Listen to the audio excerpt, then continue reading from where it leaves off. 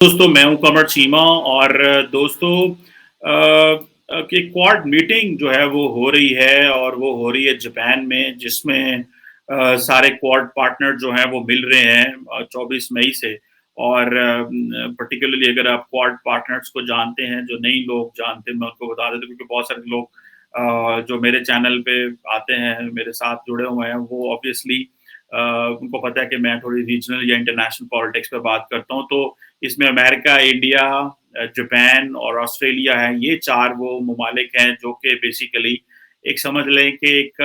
Anti China जो है वो एक इंस्टीट्यूशनल फ्रेमवर्क है बेसिकली जिसमें वो इंडो पैसिफिक में अपनी जो एंगेजमेंट्स बढ़ा रहे हैं ऑन म्यूचुअल इंटरेस्ट जो उनके हैं और जो उनको वो समझते हैं कि जो कंटेम्परेरी ग्लोबल इश्यूज हैं उसको भी वो डिस्कस करते हैं particularly in the Indian Ocean and the Pacific Ocean and they also they want to curtail the influence of China obviously लेकिन मजे की बात ये है और खूबसूरती ये है इस सारे प्रोसेस की ये सारे के सारे मुल्क चाइना के बेहतरीन ट्रेडिंग पार्टनर्स हैं भले अमेरिका हो भले चीन हो भले इंडिया हो भले ऑस्ट्रेलिया हो जापान की थोड़ी और पोजीशन है लेकिन वो भी जो है वो अच्छी उनका क्योंकि हिस्टोरिकली लड़ाइयाँ हुई हैं चीन के साथ और बहुत कुछ हुआ हुआ तो ये एक सिचुएशन बड़ी इंपॉर्टेंट है और इंडिया जो है वो जाहिर बात है वो एक एक ऐसा पार्टनर है वेस्ट का और वेस्टर्न वर्ल्ड का जो कि बेसिकली जिसको नया मेन स्ट्रीम किया जा रहा है बहुत सारे जो ममालिक हैं वेस्ट रीड नहीं कर पा रहा इंडिया को और वो रीड इसलिए नहीं कर पा रहा because normally they have not understood India for so many reasons for one way और दी अदर वो इसलिए नहीं रीड कर पाया बिकॉज वो समझते रहे हैं कि इंडिया जो है वो उसका वो स्टेटस नहीं था क्योंकि इंडिया उतना इकोनॉमिकली इंगेज नहीं था इंडिया जो है वो उसका एक ग्लोबल एक इम्पैक्ट नहीं था जो कि ऑब्वियसली अभी तो वो है एक इम्पैक्ट और वो सारी दुनिया वो समझ रही है कि ये इम्पैक्ट जो है वो बढ़ रहा है with the passage of time so India जो है वो वेस्ट के साथ उन वैल्यूज पे नहीं चलना चाहता जो वेस्ट उन्हें सेल कर रहा है वो कौन सी वैल्यूज हैं वो इंडिया जो है वो एक और फ्रेमवर्क में चलना चाहता है इंडिया जो है उसको वेस्ट कह रहा है कि कॉमन वैल्यूज पे आओ कॉमन वैल्यूज क्या हैं आओ अथॉरिटेरियनिज्म के खिलाफ लड़ें और डिक्टेटर्स के खिलाफ लड़ें और democracy freedom of media freedom of expression human rights की बात करें इंडिया कहता है ये मैं सारी चीजें करूंगा लेकिन अपने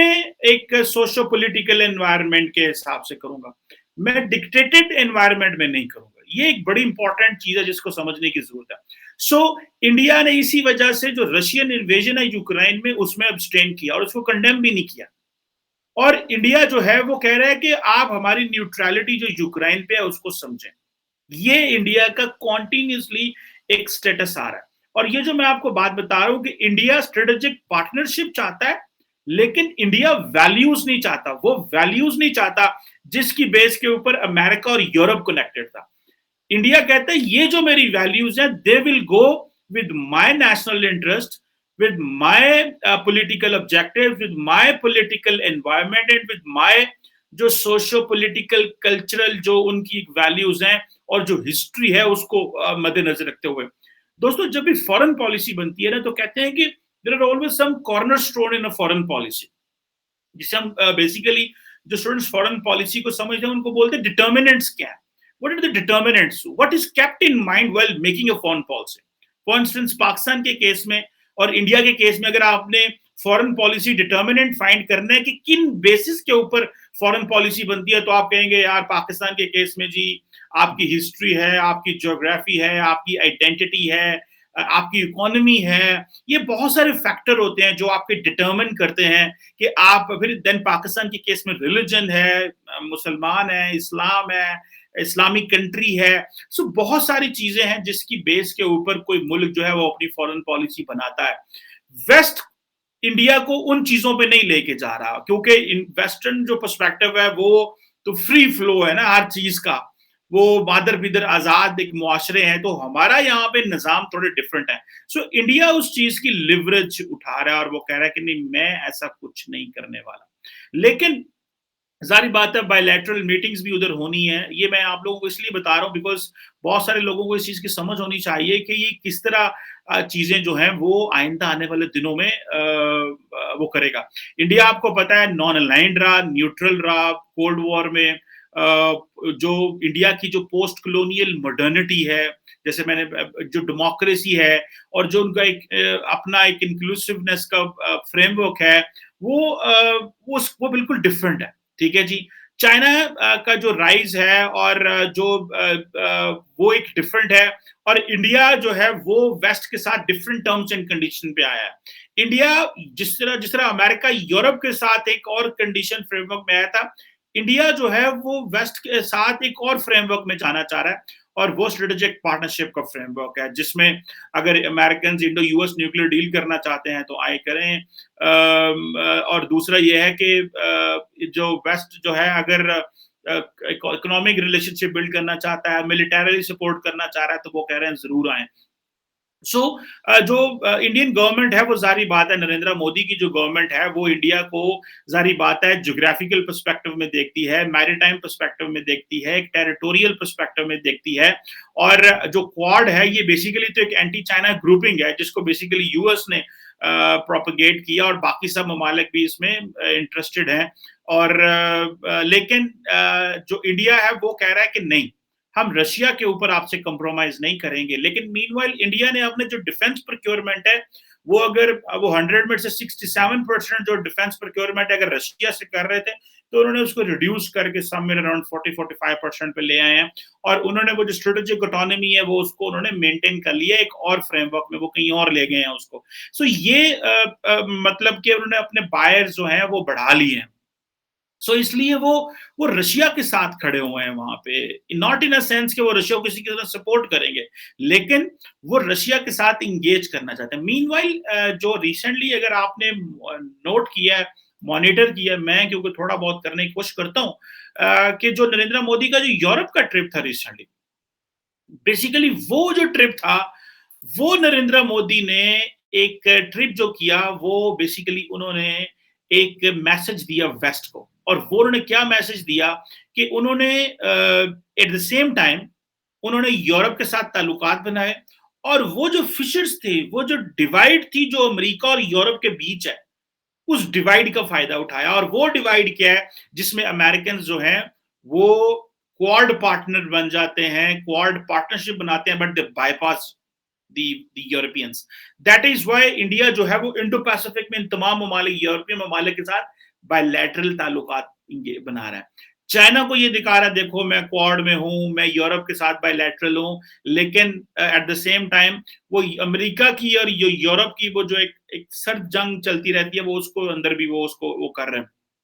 सो ये चीजें हैं। सो इसीलिए उन्होंने फ्रांस के साथ अपने ताल्लुकात जो है वो रिसेंटली बड़े बढ़ाए हैं। सो इंडिया जो है वो अपना एक बैलेंसिंग चाहता है, भले वो रशिया हो, एक हाथ वो अपना रशिया में चाहते हैं, दूसरा हाथ वो यूरोप में चाहते हैं, तीसरा हाथ वो अमेरिका को देना चाहते हैं। तो वो अपने हाथ जो हैं, अगर वो दो हाथ हैं तो वो अपने सब अपने हाथ बढ़ा रहे हैं। सो और इस चीज को उन्होंने यूरोप को और इस चीज को उन्होंने पर्टिकुलरली अमेरिकन को रियलाइज कर लिया है। और इंडिया जो है वो यूरोप के साथ ग्रीन एंड सस्टेनेबल डेवलपमेंट की बातें कर रहा है। जब डेनमार्क और जाएगा और उधर जाएगा तो वहां पे जो है वो बात करेगा जी कि हमें तो इंडिया के साथ आप इंगेज करें। और वहां पे भी इकोनॉमी की बात करेगा, अपना 2030 एजेंडा बताएगा और बहुत सारी चीजें करेगा। सो अमेरिकन भी सारे प्रोसेस को समझते हैं कि किस तरह इंडिया अपने आप को ऑटोनोमस रख रहा है। पर्टिकुलरली जो इंडिया नॉर्डिक समिट हुई उस हवाले से देखा जाए, रिन्यूएबल एनर्जी के जो प्रोजेक्ट्स किए हैं, लेकिन जो क्वाड है ये पर्टिकुलरली अमेरिकन जो है वो इसको पॉलिटिकल फ्रेमवर्क के तौर पे लेके चलना चाहते हैं। लेकिन आपको मजे की बात बताऊं कि इसमें इंडियंस जो है उनको बहुत जो मिलिट्री टेक्नोलॉजी है वो भी बहुत ज्यादा मिल रही है। और इंडिया इस चीज को समझता है कि हम अमेरिकन के कहने पे रशिया के साथ ताल्लुकात नहीं खराब कर सकते, क्योंकि 70% जो इंडिया का वेपन जो है वो रशियन है। और वो it will take a lot of time, वो जो ट्रांसफॉर्मेशन होती है वो अभी नहीं कर सकते। They just can't do it. और जो जिस तरह Indian army chief general Pande साहब जो है वो कह रहे हैं कि हमें whole of a nation approach चाहिए, और वो जो whole of a nation approach है वो ये है कि India in every way will have an autonomy, not just in defense but in economy, in political thought, in diplomacy, in so many other things. तो ये वो चीज चाहते हैं। और मैं समझता हूँ कि ये जो अभी क्वाड समिट होगी उधर जापान में होगी, इसमें मेरा नहीं ख्याल कि इंडिया जो है वो अमेरिका के हाथ आएगा या किसी और के हाथ आएगा, क्योंकि इंडियंस जो हैं वो समझ चुके हैं कि अभी दुनिया को हमारी जरूरत है, हमारे पास मैन पावर है, उनके पास वेपन, उनके पास कैश है, उनकी इकोनॉमी फ्लरिश कर रही है, वो इन चीजों में प्रॉपरली इंगेज्ड है। So this is what I believe कि इंडियंस जो है वो एक अच्छे तरीके से अपनी फॉरेन पॉलिसी की जो ऑटोनमस पर्सपेक्टिव है वो रख रहे हैं। यूरोप के साथ अलहदा इंगेज कर रहे हैं, चाइना के साथ कारोबार कर रहे हैं, अमेरिका के साथ भी जो लफ्ज है लई जान है। सो ये चीजें हैं। सो जो मैं बात करता हूँ वैल्यूज की, उसमें आपको पता होना चाहिए कि जो इंडिया के अंदर वो है ना एक कि इंडिया अपने आप को एक सिविलाइजेशन वो कहते हैं जी हम हैं। फिर नरेंद्र मोदी ने जो रिसेंटली आप अगर उसको देखें कि जो एक वो जो पर्टिकुलरली हिंदू मेजोरिटेरियनिज्म है उसको भी वो प्रमोट करते हैं और ये अपने डोमेस्टिक पॉलिटिक्स में लेके आते हैं, ठीक है जी। जिसमें उन्होंने कश्मीर का स्टेटस बदल दिया, सिटीजनशिप अमेंडमेंट एक्ट लेके आए, सिटीजनशिप वेरिफिकेशन प्रोसेस शुरू कर दिए, पर्टिकुलरली असम और बहुत सारे एरियाज में। सो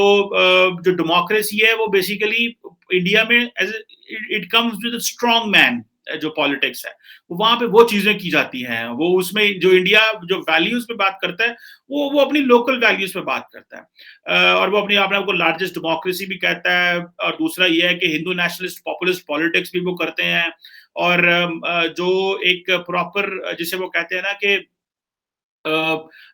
जिसे आप कहते हैं कि वो एक डिफरेंट तरीके से चलता है। बल्कि मैं देख रहा था कि जो उत्तर प्रदेश है वहां पे जैसे वहां पे जो बीजेपी रूल स्टेट है वहां पे क्लासरूम्स में जो है जो डीमेरिट्स ऑफ डेमोक्रेसी भी पढ़ाए जाते हैं। कि जी किस तरह जो सिंगल पार्टी स्टेट्स हैं वो ज्यादा स्टेबल होती हैं और वहां पे चीजें स्टेबलाइज हो जाती हैं। सो ये जो व्लादिमीर पुतिन का पॉपुलैरिटी मॉडल है, शायद ये भी लगता है कि इंडियन जो पब्लिक है वो भी इस चीज को उसको एक्सेप्ट करेगी और इंडियन डोमेस्टिक ओपिनियन उससे बदली जाए। यानी कि आप देख लें कि यूपी के अंदर ये चीजें जो है क्लासरूम में पढ़ाई जा रही हैं कि डीमेरिट्स क्या डेमोक्रेसी के। सो ये मैं आपको जैसे बता रहा था कि India wants to go with its own values, not with the western values. So वो क्या है, वो उनकी इंटरनल चीजें हैं जिसको वो समझते हैं। और इंडिया के अंदर आप एक देखें कि एंटी वेस्ट पोजीशन भी ली जा रही है जिसको बहुत सारे लोग नहीं समझते। लेकिन वो जो एंटी वेस्ट पोजीशन ली जा रही है that brings India's own values. वो कहते हैं हम we Indians are more important, we are brown skin but we will not be intimidated by the west, by the white anymore. Enough is enough. So India project की वो बात कर रहे हैं। सो दैट इज वाई जो एक वो position जो बदल गई है। और मैं समझता हूँ कि ये क्या नरेंद्र मोदी ये करने में कामयाब होते हैं नहीं होते, वो एक लेदर स्टोरी है। लेकिन India is selling it's case very slowly. और इंडिया इस सिलसिले में अपनी जो ग्लोबल आउटरीच है, डोमेस्टिक इकोनॉमी है, इकोनॉमिक ग्रोथ है, उसको भी कंप्रोमाइज नहीं कर रहा और अपनी ट्रांसफॉर्मेशन भी कर रहा है। So it is taking time, and the idea of India is being revisioned by Prime Minister Narendra Modi in a way जिसको मैं समझता हूँ कि this is something which is of value and which is to be understood by many in the West। लोगों को शायद अभी इसकी समझ नहीं है, but it is something important to understand, and I will keep following कि ये जो क्वाड समिट है इसमें क्या वो नरेंद्र मोदी को कन्विंस कर लेंगे, जो कि बड़ा मुश्किल है। लेकिन इट इज समथिंग इंटरेस्टिंग जो डिस्कशन होने वाली है अगले कुछ दिनों में, and we will keep talking on that. Thank you very much.